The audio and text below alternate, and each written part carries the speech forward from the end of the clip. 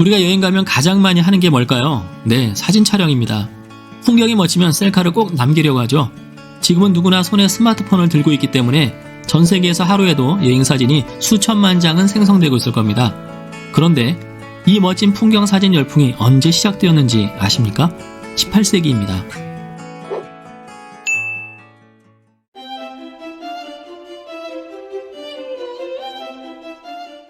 이 시기를 유럽에서는 그랜드 투어의 시대라고 말합니다. 세계 여행이 시작된 때입니다. 물론 서민들에게는 해당되지 않았죠. 돈 많은 귀족이나 그들의 후원을 받는 사회 저명 인사들이 그 특권을 누렸습니다. 오늘날 여행자들은 비행기 타고 세계 어느 구석이든지 몇 시간 만에 이동할 수 있기 때문에 1, 2주 안에 유럽 일주를 다 할 수 있지만 옛날에는 여행을 제대로 하려면 1, 2년은 걸렸어요. 오랜 시간이 걸릴 것을 예상하고 미리 공부도 많이 하고 현재 유명 인사들도 만나 교류하는 등 교육적인 목적도 포함되어 있었습니다. 여행에 돈도 많이 들고 준비도 많이 해야 하고 여행 기간도 길었기 때문에 그랜드 투어라는 이름이 붙었습니다. 그런데 귀족이든 서민이든 일생에 다시 보지 못할 풍경을 만나게 되었을 때 그 장면을 남기고 싶은 욕구는 똑같을 것입니다. 18세기에는 사진기가 없으니 화가를 고용하거나 현지에서 그림을 구입했습니다. 물론 그림을 그릴 줄 아는 사람은 직접 그렸겠지만 극소수죠. 먼저 오늘 보실 그림이 전시되어 있는 대이탈리아 천창관을 한번 쭉 훑어보세요.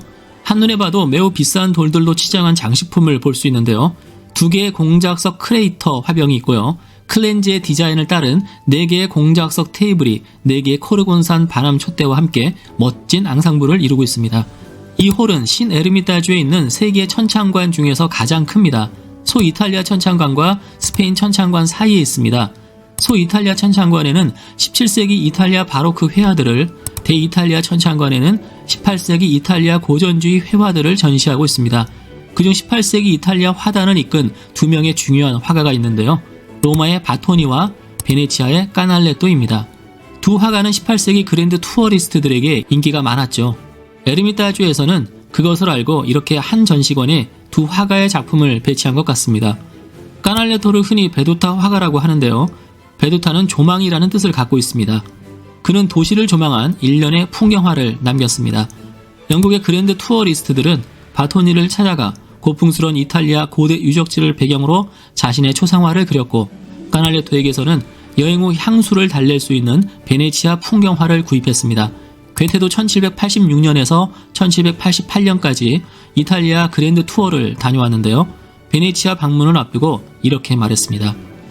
오늘은 비가 왔지만 이제 그쳤으니 아름답게 갠 좋은 날씨에 갯벌과 바다와 결혼한 여왕 베네치아를 내 눈으로 보고 그녀의 품속에서 친구들에게 인사를 보낼 수 있으리라. 베네치아를 바다의 여왕이라고 한 셈이죠. 우리는 지금 괴테도 극찬한 그랜드 투어 때 가장 인기를 누렸던 베네치아의 풍경화를 보려고 합니다. 까날레토의 베네치아에서 프랑스 대사를 영접하는 행렬이라는 작품입니다. 지금은 스마트폰으로 사진을 찍어서 SNS에 올리면 되지만 그랜드 투어를 하는 여행자들은 여행의 추억을 담은 그림을 기념품으로 사갔습니다. 당연히 그런 수요를 이용해서 돈을 버는 화가들도 등장했고요. 바로 까날레토가 그 부분에서 두각을 나타낸 화가였습니다. 많은 사람들이 베네치아의 도시 풍경을 사랑하였기에 까날레토는 원근법을 활용한 멋진 조망을 그려서 잘 팔아먹었습니다. 그리고 풍경화를 더욱 장엄하게 그리기 위해 카메라 옵스쿠라라고 하는 최신 장비를 사용했을 것으로 추측합니다. 오늘날 카메라의 원형이 되는 장치로 알려져 있습니다. 이 장치 덕분에 정확한 원근법을 풍경에 반영할 수 있었다고 합니다. 까날레토는 특히 영국인들 사이에 인기가 높아서 그의 대표작들은 베네치아가 아닌 영국에 더 많이 소장되어 있을 정도입니다.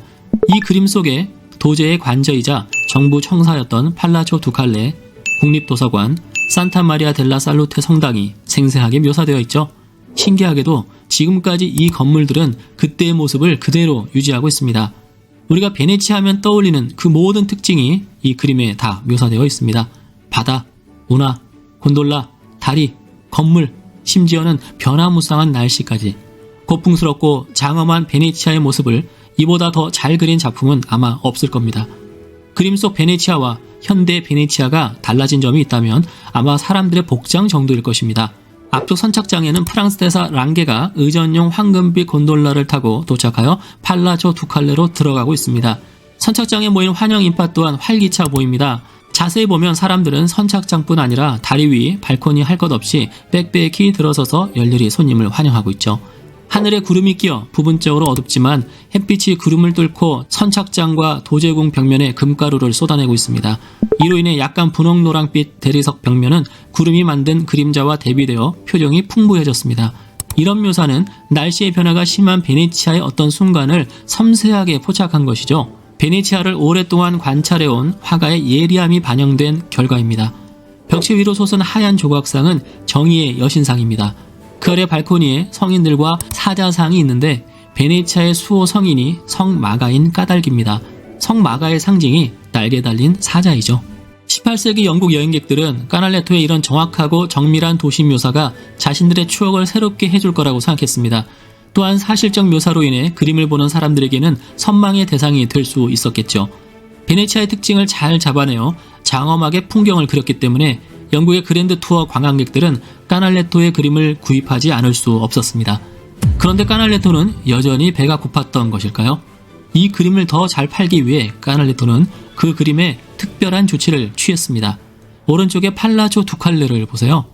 이 효과를 잘 체험하려면 최대한 그림에 가까이 붙은 다음, 그렇다고 금지선을 넘으면 안 됩니다.